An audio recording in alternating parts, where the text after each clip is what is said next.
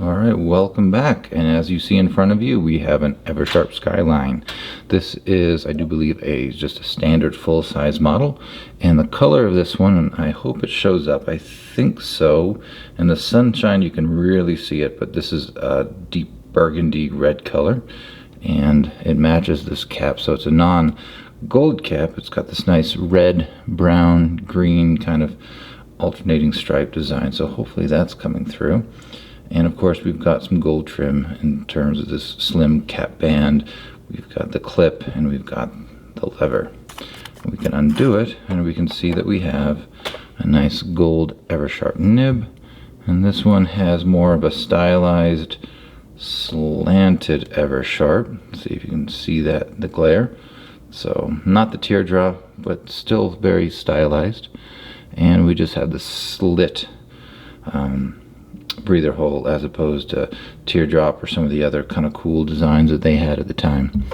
But I thought I would go ahead and do one of these because they can be quite tricky in their own right. I mean, everybody has to talk about an Eversharp Skyline at some point, and there's a few things you can think about when you take these apart and decide how much you want to take them apart and what you need to do if you have issues with certain things. So this one seems like a good one to do, and the only thing that I can see kind of an issue with this one is, if you see up here, these little feet where the clip kind of butts up against this gold cap band, they're a little bit splayed out. I hope that captures, maybe if I do it that way, so a little bit splayed out. So somebody put a little bit of pressure on there.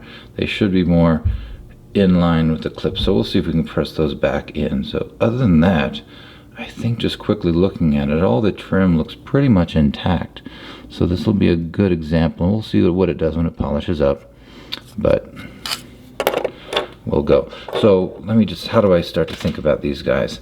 So the easiest obvious thing is, you can say a cap, we'll talk about in a second, and then we can get into, let me zoom back out, I think. There we go. We can talk about the things we can do about this. And the nice thing about these things, when they're plastic, they polish up really well. The hardest part about these is this plastic does get brittle. So this neck oftentimes will have cracks in it, and when you take them apart, that's going to be the most brittle part of this whole process. So I actually preheated this, and this is one of the pens where I would almost always just go ahead and do some heat right here just to make things soft, loosen them up. So I've pre-done that, and it's stayed loose, so that's good. But, and always do, like, make sure you're not having any torque on your twisting, your pulling, because you will crack and chip these things easy as can be. So this guy comes off, and this thing poking out, oh sweet, I actually pulled out the remnants of the sack. So I'm going to try to chip that apart. Maybe can I do a little bit of piece by piece? There we go. Crumble him down. So this little guy is kind of the wicking thing. I actually think it was like, if that's the way it was in, that's kind of backwards. But these guys would fit up into the feeds and just kind of act as like not a breather tube, but just kind of a wicking things up towards the feed. So these are the kind of the lucky curve, I guess, of the Eversharp Skylines. So I'm going to set that guy to the side, so it's nice to have him. We'll see if there's anything broken off in there, but that seems actually rather short for one of these guys. But picking apart the pieces, I mean, that was it. So there's nothing left in here. So we'll see if there's anything left when we knock it out. And the other thing that's good is it did pull out the sack. Let's see if my faulty LED light, maybe I just need to change the batteries. But there are a couple different varieties of mechanisms for the lever bar, right? For the lever. So it can be as simple as a J-bar, which it's got the metal sitting in there. You can pull one out, and this just kind of sits in its own place. Then there's something kind of akin to what would I call it, like a Waterman maybe, I think, because it kind of hinges here and then allows it to compress the sack. And then the third variety, I'm actually blanking on it. It might just be a variation of how this is connected to it. But let's see if, since I don't really have my thing's not working, I just need to change the batteries or see if the connection. This thing has given me trouble in the past, so I'm gonna see if I can take, actually, let's see, take my little alligator things and see what's going on down in there. Is there anything I can pull out? Or the other thing you can do, because as you notice, there are no pinholes. This is not set into the barrel, although I think there were some that maybe they were inset into the barrel. So these, you can do some downward pressure and kind of unseat these often. There we go. So it's come out, and we'll see what we have. Oh, this guy's rusty too. And looks like as I did that, there should be a ring, and here's the remnant of it. The remnant of a little ring. And I'll when I come back and put this thing together, I'm gonna have to replace this. So I have a couple others, or I could take it from one that's kind of broken and I use as parts. But there's this little ring that kind of goes through a hole, connects it to this guy, which is what's going to compress the sack, and it seats it in a groove inside of the Eversharp, of the barrel, I mean. So that's what kind of keeps it centered and allows this to kind of press down on this super rusty guy. He might not even be salvageable, but we shall see. Oh wow. So yeah. So here is the little thing sticking up. This is going to be a little bit difficult. Maybe if I zoom in a little bit and keep the focus here. But here's a little ring through which that ring in general attaches the lever through here and keeps it stable in the barrel around it. So as you lift that lever, kind of like this, it's here. It's going to, let's see, where can I approximate it? It's going to apply some leverage down on this bar ahead of it, such that, oh sorry about the focuses. Let me see if I can get them apart. Maybe. There we go. It's, ooh. Yeah, if I could hold it, it's going to push down. I am so terribly sorry. It's going to push down on the big part to compress the sack and pop back up as you release the lever. So lever up, it pushes that down, and lever back, and let it come back up. The sack is relaxed, sucks in the ink. But we'll have to see if this one can be salvaged. I mean, it's got the strength of it, but holy cow, look at all that corrosion. And it looks like the hole is intact. So this thing, if this stays intact and I can get this rust off, I think it's salvageable. But that is what's in here. So I'm actually glad I did this, because I could have just, I mean, that was tough to do. So if I had just polished everything up and not really worried about what was inside, this probably would have eventually given away, or just been a problem for somebody, like really just trying to fill this, and that little side ring would have given away eventually. So I think there's going to be some issues. So I like getting in here, one, to check and see how this is, because once you know how these come out, they're not that bad. And then the other benefit is, because there are no markings, there's no imprint, there's no date code, there's nothing, if you can get that lever out, you can really polish this without having to worry about lifting up that lever every time just to get around it. So another reason you might want to try to get in there. But I have another Skyline that I'm fixing up currently, and it had didn't have this mechanism, but it had just a straight kind of like J-bar, like a very crude, like not crude one, but just a simple J-bar. It depressed it just like any old-fashioned one would do. So when I get this guy together, I'll come show you that guy as well, just so you can see it. Anything else I have to say about these guys? So I think that's it. Always be careful about this. So when you're polishing, try to avoid too much pressure here. I would say when you have to get the section out and in, very low threshold to use heat here. If you want to just try and pull, great, it comes out. If not, I'm going to heat this guy and save this neck. But I think that's all I have to say about that. And I don't think I've seen anything else really with these barrels. Like if it's broken, it's broken. You're going to know. But double check this area. Zoom in if you're buying these things online. See if they can give you good 360s, or a shot here, just as much as they can about the neck, and that'll be, I think, a good protection. Let's get that guy, and the lever. And the other thing, so this is kind of where one of the big questions come. This is not a gold one, so the gold caps, they have their own issues, and maybe I'll pull on a cap and we can kind of see what we can think about with some of the gold caps. But these guys come apart nicely if you can, a little heat here, a little bit of soaking, deep as hell, these threads. So I really did not want these bonnets to come off. So so many turns.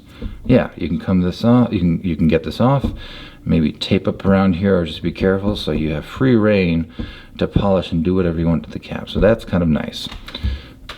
And then the other question you're going to have is, how much do I want to wrestle with this to get everything off, or can I just do some polishing, a light hand, and keep everything intact? Because there's a couple times in one place, maybe two, that these things will give you trouble and you could ruin these. And I'll go ahead, for completeness sake, take it apart. And I think the Richard Binder's site is kind of where I learned to do this. He rates pens as far as how easy they are to service, and I think because of this area, it kind of ticks that meter up to the more a little difficult, because it's a little finicky right here. So let me show you how to take this off, because this clip is a piece, this little divider here is a piece, there's a piece in here, this little, I don't even know what to call it, but it just is more of a, it gives things the rigidity, because it's just, otherwise soft gold, it'll bend like crazy. So this little piece is what gives you the rigidity of the clip. And I think that's it. And actually, this is its own separate piece. This threaded piece actually threads into the cap. So sometimes that comes off, sometimes it doesn't. I don't think it's worth, like, you can get everything else off. It's not worth heating just to get this out. So if it comes out, great, you'll see it. And actually the one I have that I'm doing separately, I could not get this out of the cap yet, but this piece came off, so I might show you that as well, just to show you that how many pieces this thing has.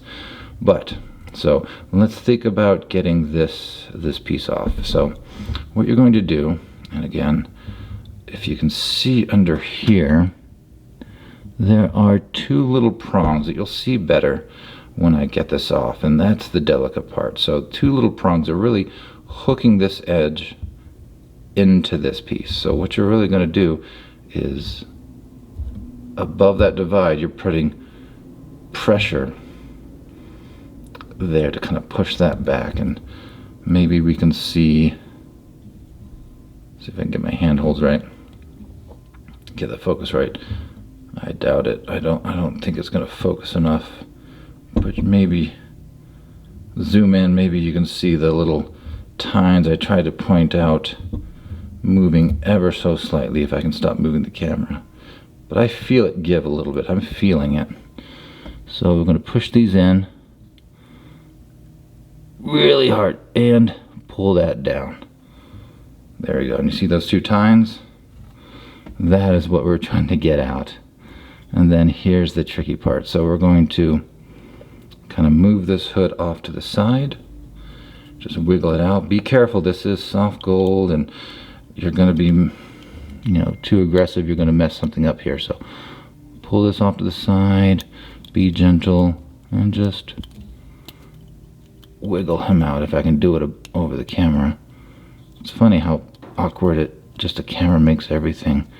We're so used to doing things up close and holding it just how we need to, but over the camera makes everything 10 times harder.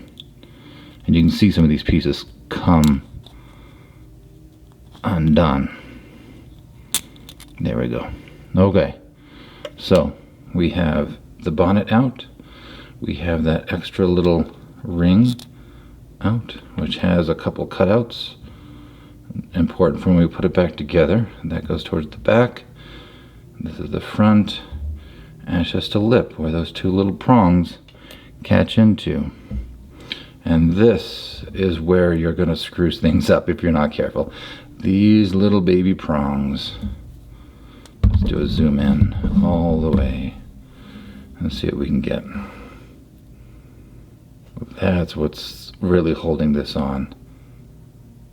These are actually in good condition. They're not bent, they're straight up and down. And then we're left with this super rusty thing. I wonder why everything else is so rusty. Was this in water or in a humid environment? I don't know. But this guy, you can kind of wiggle him out, and I wonder if he's going to be tough because of this rust. Because he just kind of sits in here, and it's kind of crimped down. Sorry, I keep losing what I'm doing. It's kind of crimped here at the bottom, so it slides in at the bottom, gets held in, and then again it gets held in up here. So let me do this over the camera real quick, just because this might be tight and I don't want to screw this up. So give me a second, I'll be right back. One more trial of something.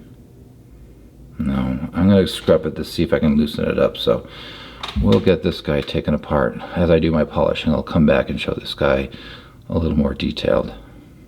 But you can see it kind of slides in at the base. Sorry, my finger.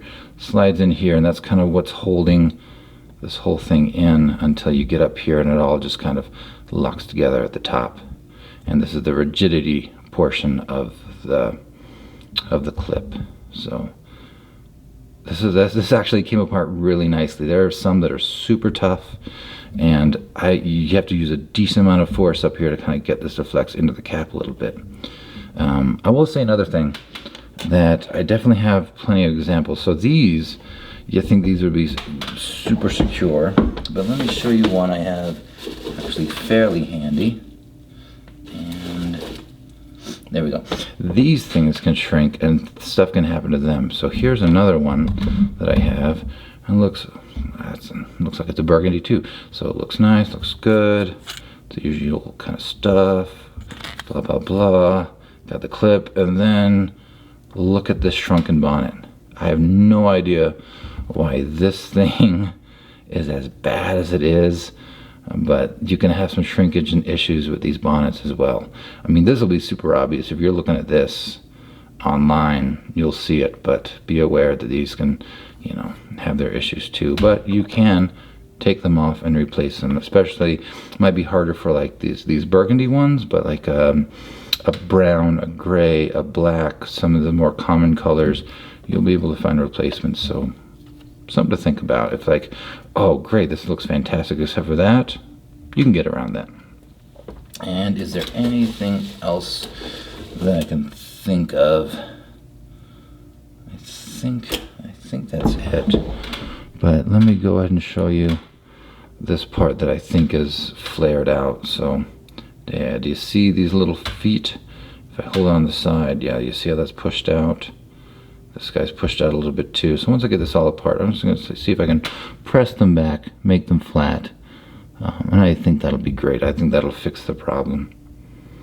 But now, apart from this, and I guess getting the threaded section out of the bonnet, is I completely taken apart Eversharp Skyline. And another variation you'll see. So sometimes I found these weird little plastic thin things. I've seen them with this, I've seen them with nothing, and then there's also the kind with the long breather tube that takes up the whole darn space, but that's kind of trying to let you fill, because one of the bad things, and maybe I'll talk about this later, is see how tapered this is? Like, they're special sacks, so really you're not really getting much compression volume out of it. So they would have these long breather tubes to kind of like slowly fill this little sack as much as you can, because I think ink capacity is a little bit of a downside with these, but we can talk about that later.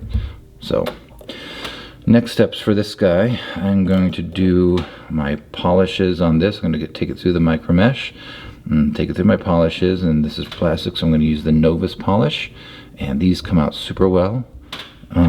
Oh, I forgot to knock out this guy, and I'll also do it on the section. Let's go ahead and knock this dude out for completeness sake, since we're doing everything. So mindful of my pieces so I don't mess anything up now.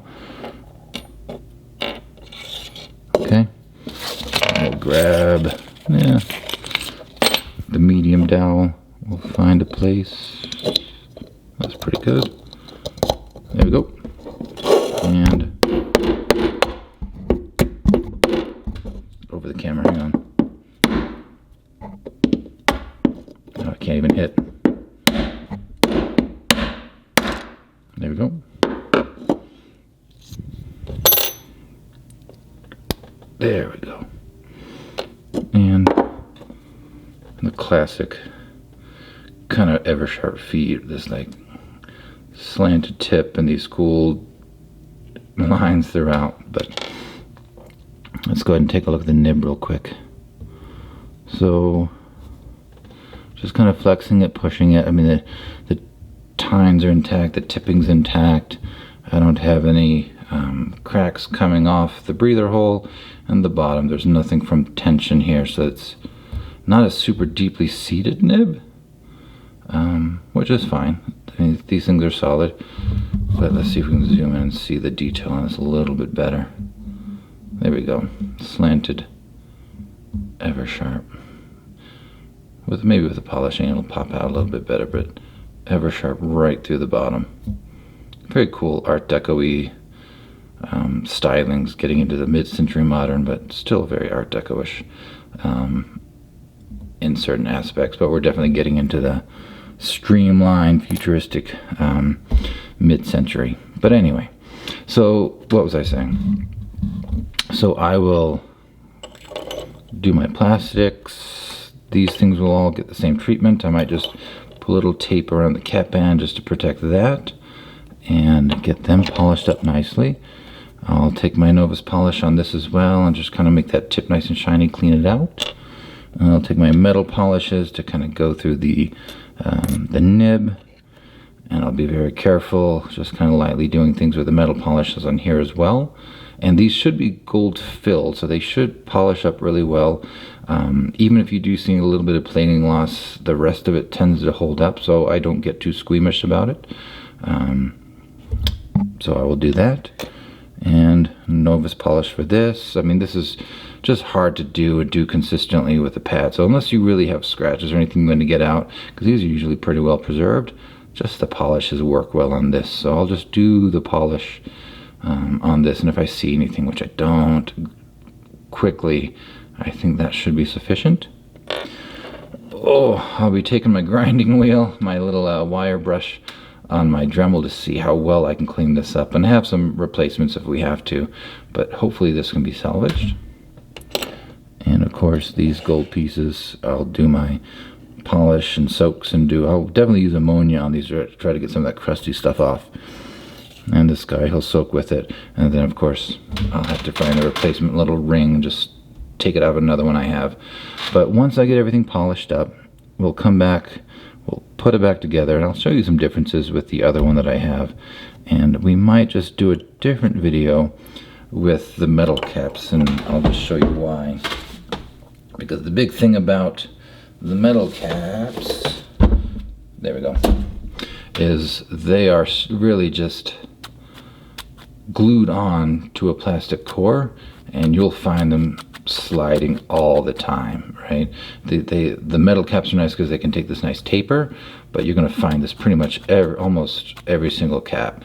Like, even if it's just a touch, it'll have a little something on it. So I'll save that for another one, because you can see clearly this one's got some issues on it, and I have quite a few. So there's a couple things we can do with these, and we'll save it for another video. Okay, so one quick interlude into the video. So I was trying to clean off the super rusted pressure bar that went into the body of the pen, and that little loop that was here was so caked in rust that when I tried to kind of start sanding some of this away, I kind of took off that little loop. So I thought I'd go ahead and show how we're going to get the new one. And this is why it's always good to have some spare pens. So here is a busted up, so apparently the same color as what I have here. Another kind of maroon Skyline that came to me as kind of a parts pen. It came in a bunch of other pens, so sometimes it's good to not throw away pens that you mess up. If you make a mistake, it breaks, it happens, so keep them around. They're always good to have some extra parts. So, and I'm going to go ahead and show you another thing about this plastic, and you'll see these on like lower tier pens as well. But here's one that I'm going to start taking this lever. We're going to get the ring out of it as well as the filling mechanism. But we do have some lever box spread. The plastic is spread out and away from the lever itself. So even these higher tier pens, there's even a nice hump in this one.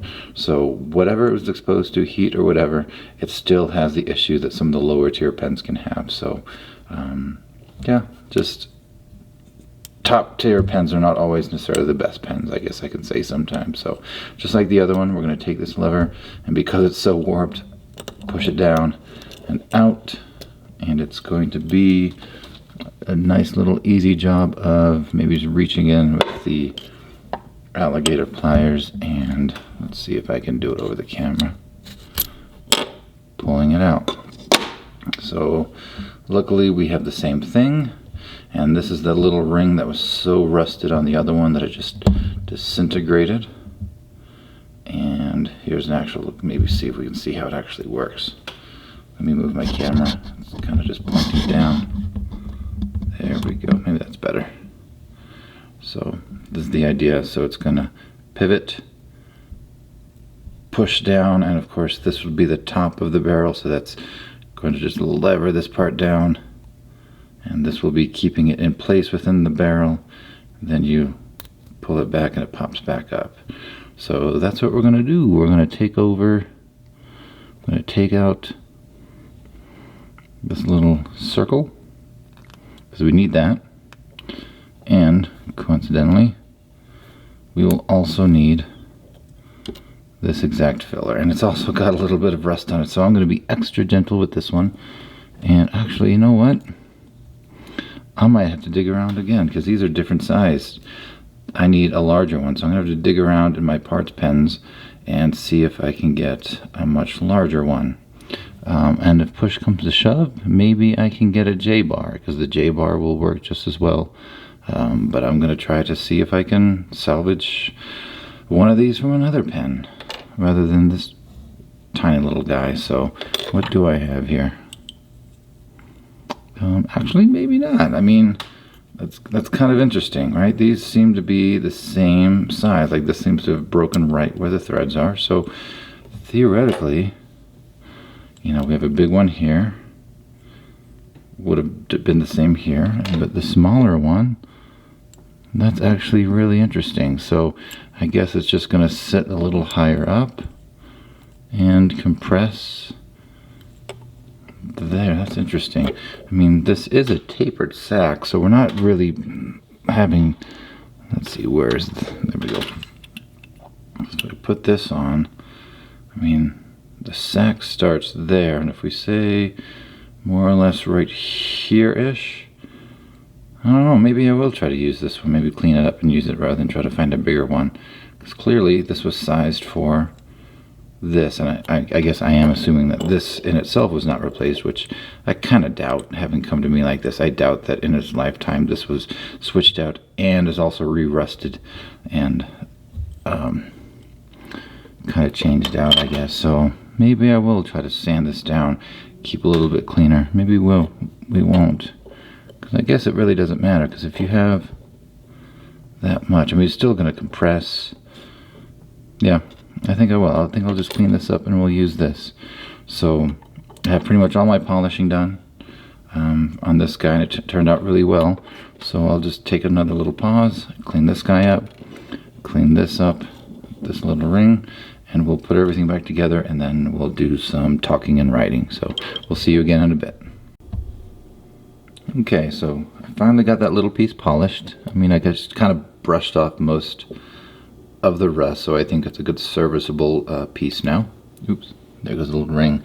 So let's see if we can get some of this put back together. So I think the first thing we should do, since I have this out in front, let's go ahead and see how we would get this back. So if you'll see on this, there is a little, there it is, this little loop up front. That's what's going to catch our little ring, and the ring is going to thread the lever through around this and keep this together as a unit. So there is a, oops, wrong one.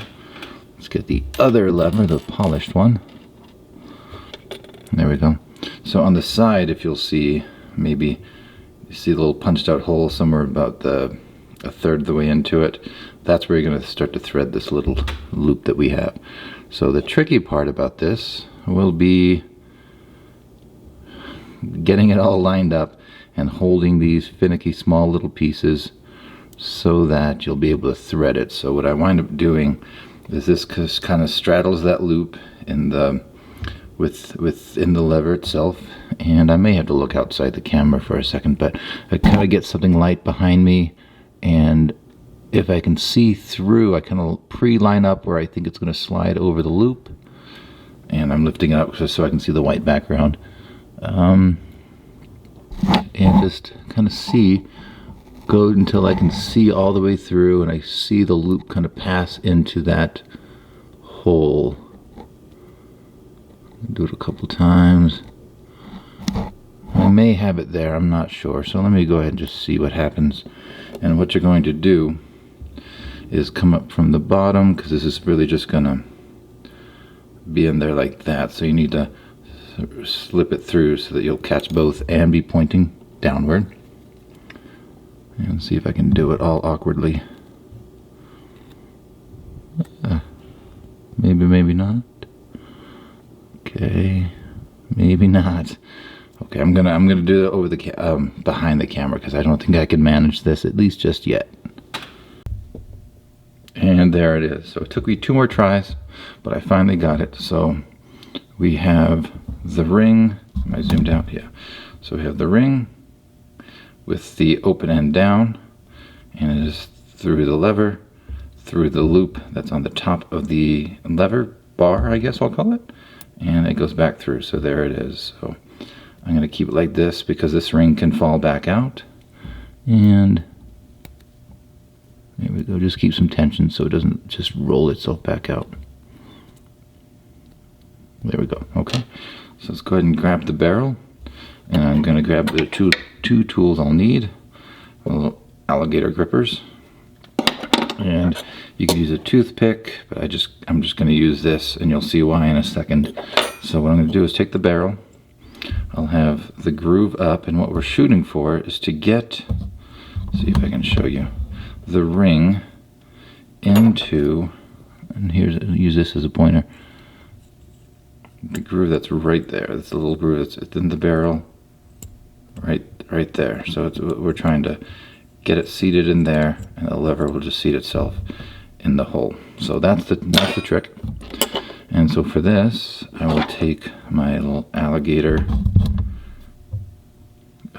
grabber thing, and I will put it back down, grab it at the front end, make sure that that loop is like even not off to one side, so it's evenly left and right through that hole.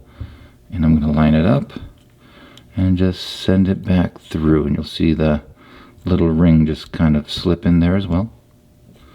What I'm going to do is I push it far enough back that I get to start to see the lever through the hole, and it's not all the way through back yet. I'm going to take, you know, a toothpick or something, and it rolled a little bit. Let's see. Here we go. And I'm going to grab, I just need something to slip in here to get itself under the lever. Oop, I'm hitting my microphone. Hope you guys can see this. I'm looking over the camera, and I just want to be able to get in there so I can grab that lever, pull it up so I can start to manipulate it, because that's, now I'm going to start to use this to move everything back and forward to kind of see if I can get that ring to flop itself into that little groove on the inside. And it should be more or less there, so I'm going to kind of play around with it. I'm going to bring it past it so I can kind of grab it and maybe get it to walk forward. But this is going to be the hardest part, I think. And not yet. I might have to do this a couple times. Like, it'll actuate, but I still don't see it or feel it. You'll kind of feel it. You'll be able to stop pulling it quite so easily once it kind of seats itself. So I'm going to go a little bit back and then move it forward. Hopefully let it catch. Trying different amounts of pressure on it. Ooh, that felt good. No, it didn't. Arg.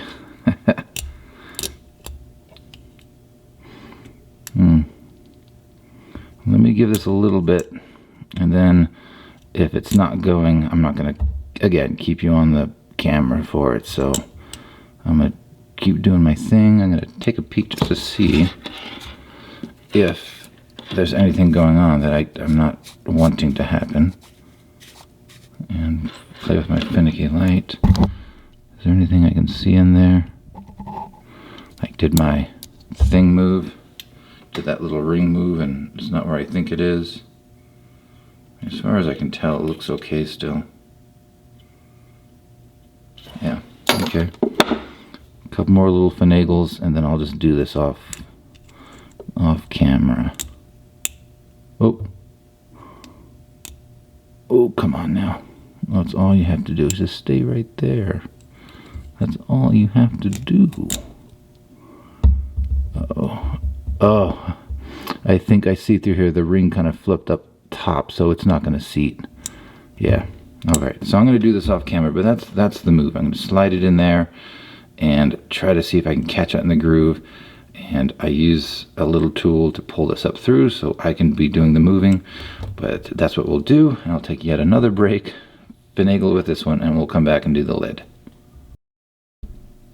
And one more try behind the camera, got it. So we have it nicely seated in the lever slot, lever box.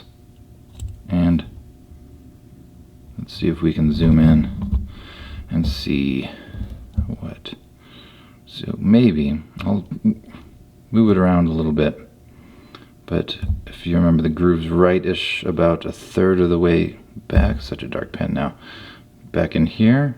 This is indeed where it's now, the fulcrum of it is, and it's kind of a nicely tight one, so I think you can just start to see the sliver of the ring in there. So yep, it goes back, it lays down, snaps right back down, so it is firmly in place. Okay, so let's go back out, and now we have to undo all the wonderful things we did for the cap. So let's see if we can do some of that. So here's the bonnet, and actually I was going to show you one little tool, but I'll show you when I do the writing sample. Not the tool, but the little extra piece that comes out of this. So let's go ahead and let's see how we're going to do this. So I'll take the feed. I don't need that. I don't need that. I really just need these things. So I've got this guy, this guy, this guy. Okay. So step one, and we'll show you how this thing turned out. I really just kind of put this to a table and just kind of pressed to make everything kind of go back down into it. And this thing was really just like stuck with rust. This took me quite a few soaks, quite a few tries to get out, and I had to be really delicate so that I didn't just like pull it out and start crimping these things, bending any of the little teeth that we need. So do be very careful. So to get it back in, I'm really just going to start to slide it into the body, get that little tail piece into these little crimped over parts right there, and that's going to hold the base of this, I guess I'll call it like a strengthening piece. And you have to come at it from the side and try not to bend the top too much, because you'll deform these things quite easily. And then it just pops right in there like that. Okay, and it seats all the way down. The next thing I will get in here is this little gold ring that has the, I think it says it's the Eversharp part up here, or Made in USA part. And there is a little cutout that will go towards the back that will fit around this, and that's how you're going to orient it. So we'll just slip it up over and let it rest on the ring, and the ring just kind of slides in there and supports. And we're going to make sure that's all the way seated down, because the next part, the hard part, will be this guy. And for him, the groove on the bonnet, it starts out smooth in the back. This is the back, and then the grooved part will be the front. So we're going to slide this in sideways, and here's again another delicate part. You're just kind of working it down, keeping the groove forward. You might have to move the top part of your clip a little bit out of the way. There we go, slips in. That's why everything's going to be held in there. So you're going to go take the teeth part. If you can see the teeth right there, the very, very delicate teeth, the things that if you're going to break anything on this pen, that's going to be it when you do this part. So I'm going to take it and really work with the cap to kind of get the teeth below the bonnet, and that's why this is such a malleable thing. So you probably have to reform a little bit of this around the cap itself. And there it goes. It's getting down below that groove. And again, sorry, this is going to be finicky because I'm working over the camera. And sorry, let me zoom back out so you can just generally see what I'm doing. I'm getting the down below that lip of the bonnet, getting it over the threaded part. So I'm going to push it down, apply the pressure there, and I'm going to see if I can gently work the round gold piece over just enough so that I can start to catch, not start, but actually catch those teeth, and I'll kind of be bound together just by tension of the metal itself. And it's really finicky. Don't rush this part. Work on alignment, work on just being steady and patient. And I feel like this is going to be another pull it back from behind the camera kind of a job, just because I'm having trouble keeping it all squared away. I feel like that might be what's about to happen. Actually, let me do it. I don't want to break this in the last moments.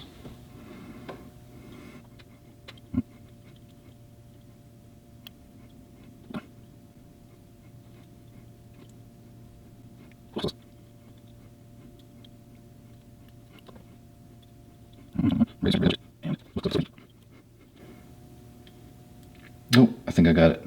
There we go. Yes, okay. Woohoo. That was it. So there we go. It caught in the front. just like that. It's in the groove, and sometimes these have a little bit of play. I've got my tensioning rod underneath. Oh, there you go. Actually kind of see the teeth underneath grabbing it. So that's it. I've got my little foot pads back here, braced now, not bent, but now braced on the little ring itself. And my tensioner's in there, so it is ready to go onto the cap itself. And I haven't done the final like Renaissance wax polishing of these yet, so I'm just kind of putting them together. I'll do the waxing in a bit. So let's go ahead and see this thing tighten down. These things really thread, and that'll help keep everything together tight. And that was pretty darn good. I like that. So we've got a nice tight fit here. It seats well within the groove of the top. It's not playing around. We have a nice straight clip with Eversharp down the side, and we have the little foot pads on the metal, nice and straight, just like they should be. So everything looks really good. I am happy with this, and I've got some schmutz in the holes. I'll take some toothpicks and clean out some of my polish, but that is it. So there we go. Now we'll just have to do the rest of it, the sacking and putting the nib and section in, but that was the hard part. That and then this. So we successfully did it. And so let's go ahead and see, where is feed, section, nib, and of course let's not forget that little weird plasticky piece. It cleans up nice and yellowy. And let's go ahead and just stick to it. There we go. So we'll take all of these. We'll do our usual thing. We'll line it up. Get it mostly up there. Grasp it hard. And we'll push it down. Ugh, this one was a hard one, if I remember correctly.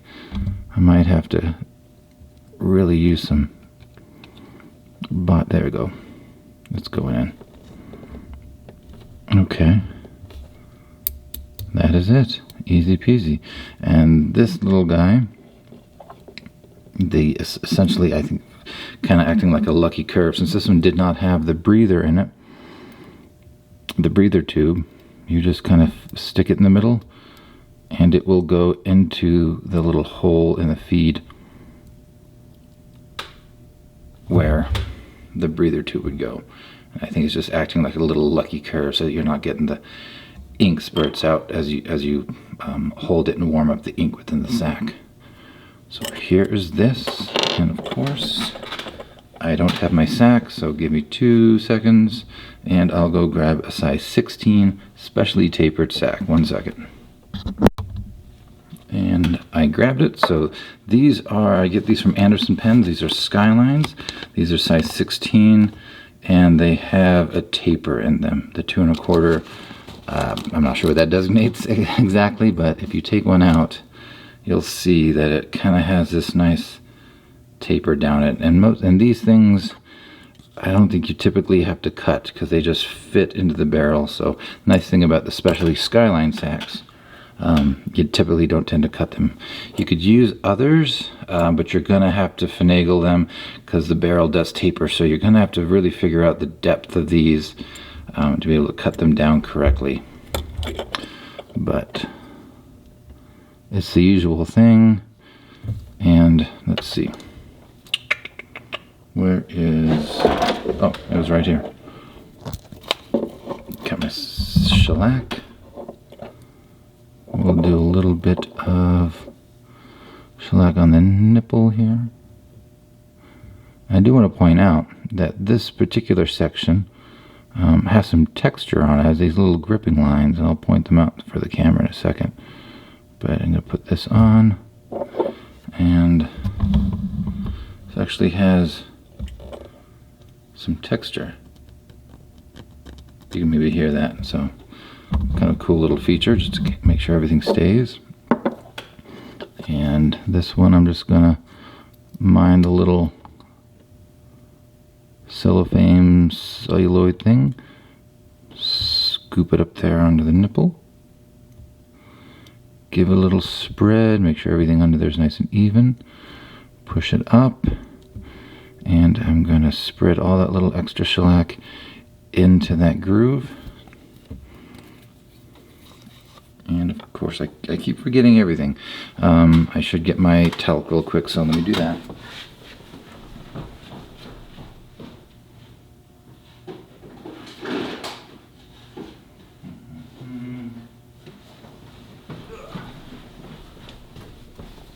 Talc. Dum, dum, dum.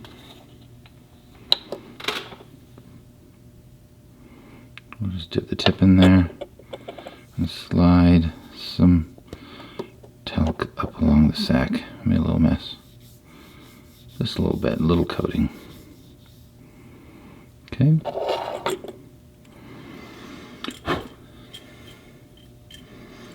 And just like we usually do, I'm going to slide this in, line up the lever with the top of the nib, and we'll see. Okay. Push it in. This one was not super tight, so I didn't feel I have to use the extra heat on it. So now I will clean up my mess, and we'll have to let that shellac set for a little bit. And that'll give me a chance to read up a little bit. Look at all that stuff. Wipe this down, do my polishing, and we'll do a little writing sample. So while that sits, we'll take a break, we'll come back, and we'll do some learning. So I'll see you in a bit. Alright, here we are, all finished and done.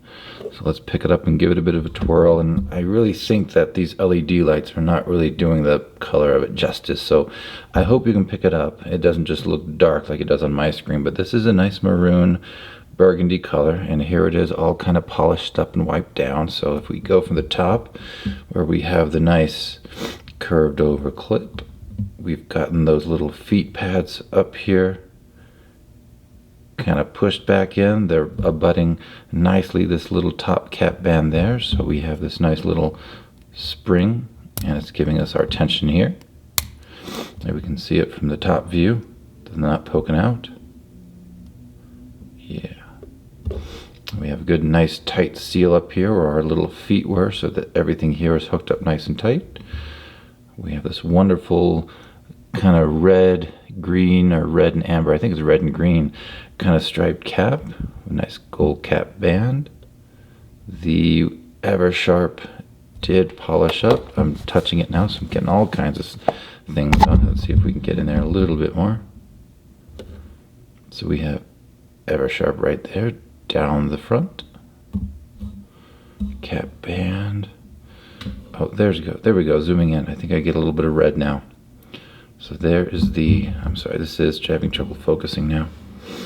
There is the lever, all nice and actionable. You can hear the sack kind of popping a little bit inside. And then we can undo the cap, and let's see what we can see about the nib that polished up really well. It's got the nice inverted T with that slanted, I guess, slanted top, if we're going to call it a T. Eversharp. We've got the nice kind of oblong breather hole. Looks like a nice fine nib, and it says 14K. Got a little smudginess on it after I was touching it and trying to clean it up a little bit. But yeah, I think everything turned out really well on this pen. We have the nice polished tip of the feed now.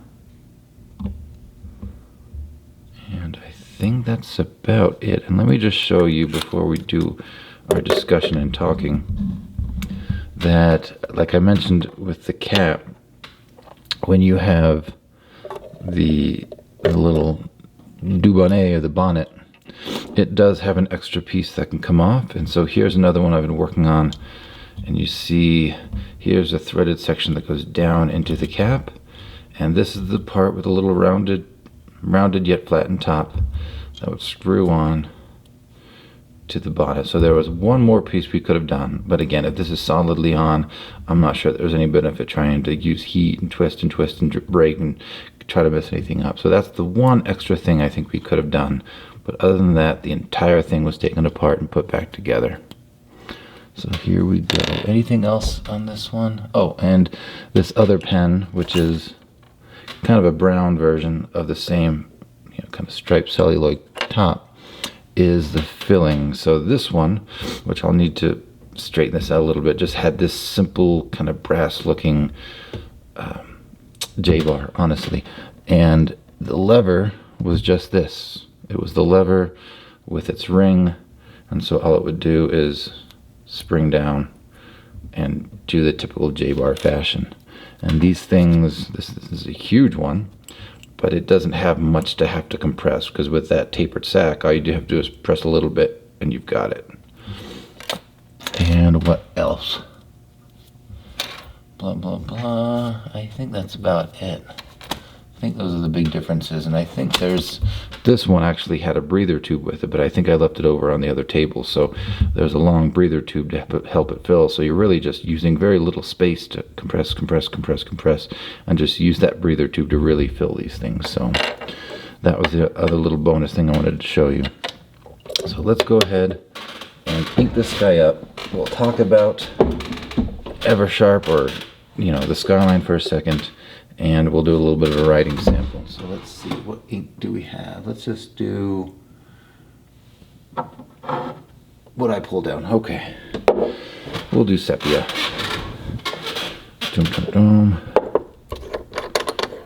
Let's do this, and let's see how much we can get to fill. And recall, this one only has that little kind of, that was one. Let's just see what one does. Just has that little fin. Okay, decent. See if we can do a couple. Let's just go 3. Let's just see what that does at the end. And I'll get my towel and we'll wipe it off.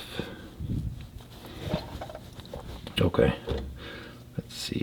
We'll get this capped up and put over there. Let me see. Here's the pad. I moved it because once you put something down on that white, earlier this camera was trying to freak out and focus on everything it could, so hopefully this doesn't do that. So I'm going to be trying to write way over the camera this time. So let's go ahead and get a line going. Okay, it's picking up. Actually, let's see if I can move this just so you guys see the writing a little bit better. Adjust the pod. Ooh. Hope you're not seasick. And zoom out.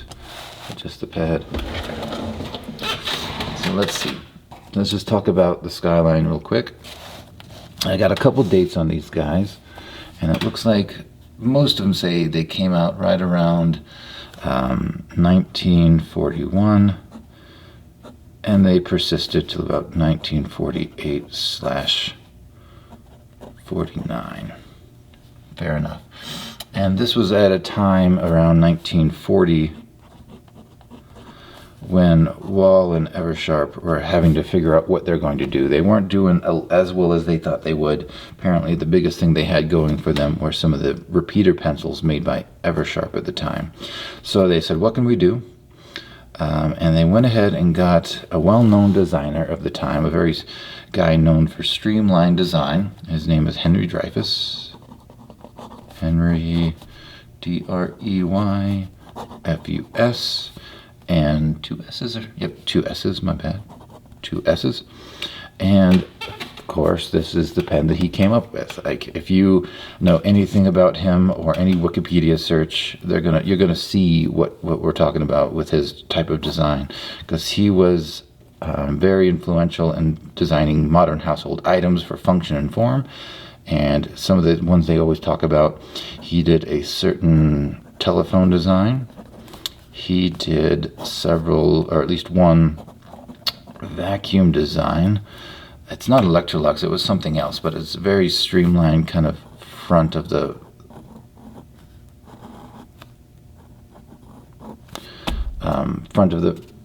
vacuum was very curved. You'll see it. Look up Henry Dreyfuss, and maybe I'll put some pictures up, because I'm definitely going to do a picture of the next one. He did a train design, the biggest one being the New York Central. What did I call it? It was called the Central Limited. Yeah, Limited Streamline, a streamlined plane, not plane, but train. And that's what I'm going to flash up here, so you'll know what this looks like. And what else did he do? He did the Honeywell thermostat, the nice round one that I think we all think of in the 40s, 50s, 60s thermostat. That's just kind of like this round object coming out from the wall. But he did that. What else can we say? So the idea behind this was very streamlined, and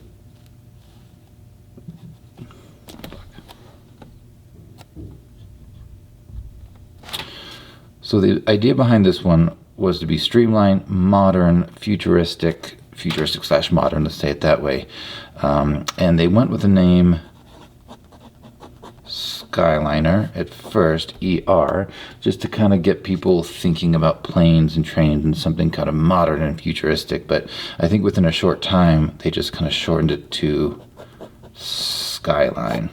But oddly, I also read that later on in the run, about 1948 to 49, when they were like continuing to push their advertisements, they kind of went back to the Skyliner moniker. So at some point, they went from here to Skyline to Skyliner, but generally, if you say that, everybody knows what you're going to say. So, super successful pen. I think by 1945, it was the best-selling pen. And probably owing to that was, one, the design, but it also had a ton of options, just like the Parker 51. So, I mean, you had the barrels, which were plastic, but you also had the caps, which could be celluloid, and that's what we have. These are the striped ones. They could be metal, be it gold, stainless steel, which is apparently pretty rare. And there were probably some silver ones as well. And these were the presentation models. And the gold ones are the ones that most people will recognize as having those radial stripes all down the cap. And I think I've shown a couple earlier. Actually, did I? Hopefully, maybe. If not, this guy who needs to be fixed up. This is nice gold filled with some radial stripes all going down along the barrel. So these were presentation. And then, of course, you had the modern stripe. And here's an example of that one. And these had celluloid caps and celluloid bodies, and these are some of my favorites. These are super cool. They have this nice striped moire pattern. See if I can get it in the light the right way. There we go. Maybe see it that way. And these could have no cap band, bonnet, the general color of the pen, which this is a brown. And you could also have a gold derby, and of course you can have a gold derby mix and match with any of these other ones just to kind of make them different. But these are fantastic. These came in brown, red, green. I want to say, I think that there's one more, brown, red, blue. Blue's a good one. And I think they also came in a silver. But once you had all these general kind of body patterns, you could mix and match the caps. Also just plastic cap as well. So you had different options there. And then there were some, of course, that had all gold bodies or super silver bodies and just stuff like that. So came in a lot of mix and matching. And so that if you had one that you broke the cap, pick another cap on, it would fit generally. They also came in a couple different sizes. There was the short, the standard, and the executive. And I have some quick numbers. The short, or demi, was about 4 3/4 inches capped.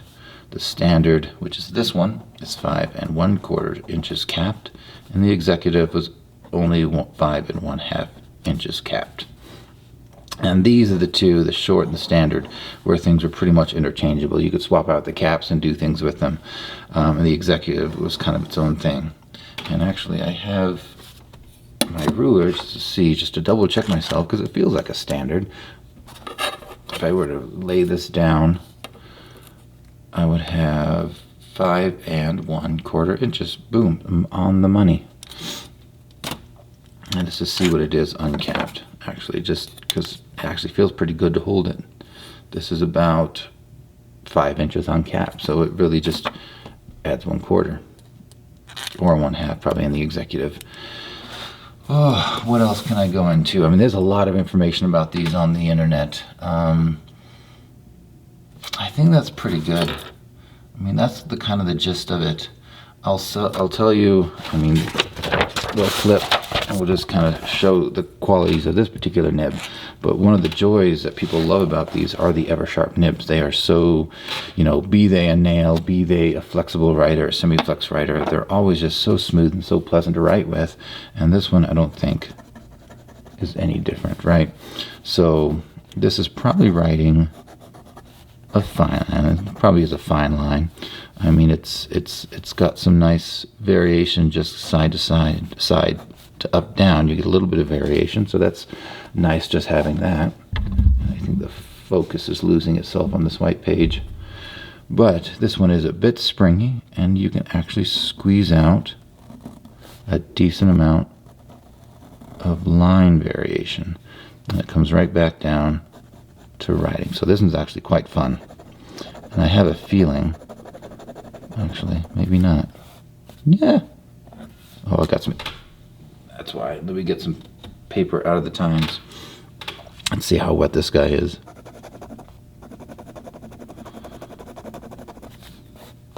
Yeah. Semi-wet, semi-dry. I mean, actually decently wet. How long that actually took to feather out. It's a little deceptive because it's not laying down like super huge lines. So, decently wet writer. There we go. And what else can I say? Do we get any reverse writing out of it? Ooh, I don't think so. That is rather scratchy. Let me just wipe it one more time, make sure I don't have any paper in there. I don't think so. No, not a reverse writer, which is a bit surprising to me, actually. Let me get that more on. Yeah, it's not doing much at all. Maybe if that were a black ink, you might be able to see it a little bit better. But no, this is a forward writer for sure. And it feels good. I mean, it's pen on paper. I checked the alignment. This one actually looks pretty good under the loop. And if I do I didn't do the sentence, but we'll just do this quick scribbles. It looks like it's actually keeping up with like just quick scribbles. And what else can we say about it?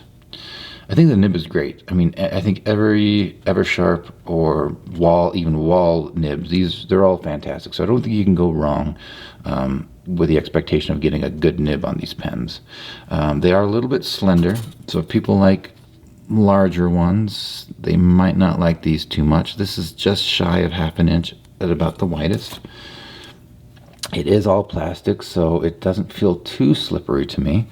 The section's decently big. It's scooped out, kind of tapers in and then flares up at the end just to kind of give you a base. So plenty of room for you to move your fingers around. And if you do roll back onto these threads, at least right now, they don't feel too sharp. They're definitely distinct, but I'm not really feeling any irritation from them. So that's kind of a nice thing. And at least the standard for my average size hands, I'll zoom back out, is definitely getting to the crook of my hand. I don't have a demi handy, but even if you took off a 1/4 inch, I think even a demi would kind of sit into this area of the thumb. So I don't think any of these would need to be capped if you're not a capper or posted. But if you did, let's go ahead and see. And this is a super deep poster. And being celluloid, it's not too heavy, even though you have this metal trim. I don't really feel it adding too much back weight because it does post so deeply. It kind of gets the center of gravity up towards the crook of my thumb. So that actually feels pretty good. I could take it off and not really tell the difference. Like, it feels that good. And then of course, it is a secure poster.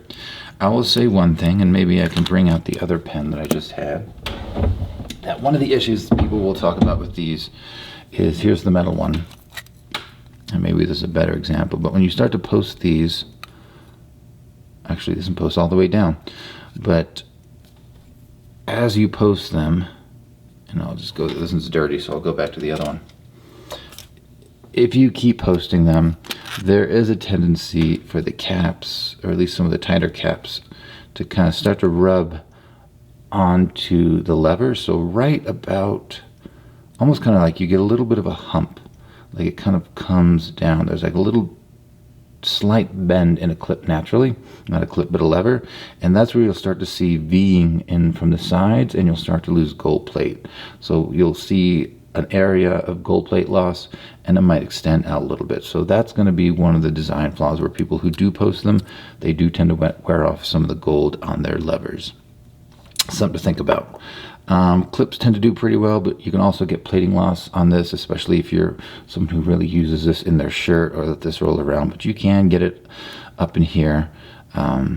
It's kind of, hit or miss. Some pens hold up really well, some don't, and this one seems to have held up really well. And what else? The only other thing I would say is sometimes you get into issues with some the ink capacity, and we'll see, because I did like 3 strokes on this one, so we'll see how much it really filled up. But being this long, narrow, and tapered barrel, and you saw the sack, that was a tapered sack, so it really doesn't lend itself to a lot of compression to generate vacuum. So if you have a model that doesn't have a breather tube, or maybe has this little fin, I wonder how much fill you're going to get into that. You might fill up most of the sack, but still, as a small sack, a small 16 sack, it might not have the capacity you want. So maybe taking this around without having an ink refill, you might run into trouble of running out of ink. But with the breather tube, you can probably get it as full as you possibly can. What else? But, if you're carrying this around, you're not doing a lot of writing out, or you have access to your ink, I think these are going to be fun, pleasant writers, and they're stylish, and, it might catch people's eyes and make a little conversation point. But I would say ink capacity might be a limitation of these pens for some people, depending on your use. But other than just some of the issues with age, some of the brittleness of the plastic up here around the neck, maybe some shrinkage around of the bonnet, just as I mentioned, these guys hold up really well. There's a ton of these out. You can get these for decent prices, varying levels of, some trim loss or whatever, or what have you. But I think they hold up really well. And so if you can do a little bit of polishing, you can get these back up into writing shape, and they would last you a good amount of time. So I'm a big fan, and these come in a whole bunch of varieties, like I mentioned. So something super personable, something super collectible, and just take a look, see what you can find out there, and really just play around with this collection. But I'm a big fan of Skylines. I really like some of those mid-century kind of designs. And I would say that this is probably going to be the last great Skyline, not Skyline, but Eversharp you get. I love the Fifth Avenue, but other than that, there's a couple that come after this that would basically just kind of steal the body and change the cap a little bit. So outside of this wonderful design innovation, I think this is probably going to be the last great Eversharp pen, and people can argue that, but I like my Fifth Avenues. I will do a video on those because I think they actually are pretty decent pens.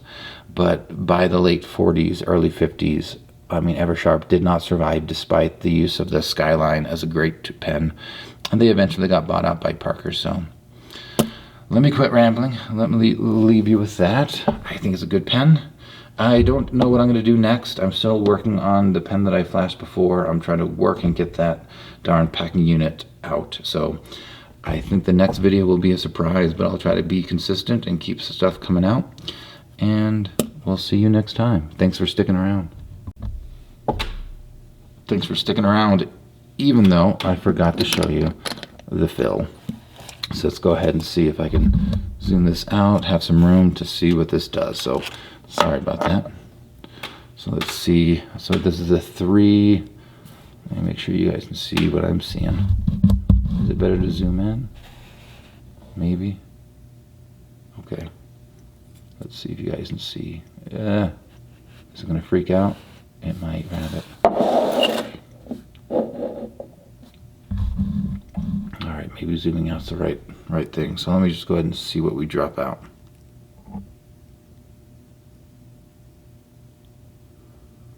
Okay, over a good dozen or so good drops. If I were to do it fresh, let's just do one good fill. See if that makes a difference. Alright.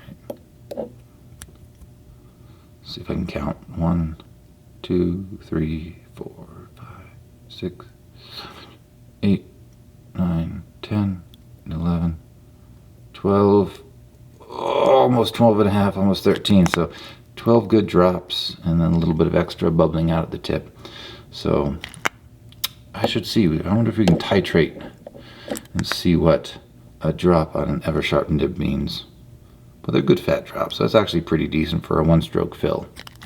But alright, sorry about that. Had to come back and show you that as promised. So there we go. This time I will say goodbye, and we'll see you next time.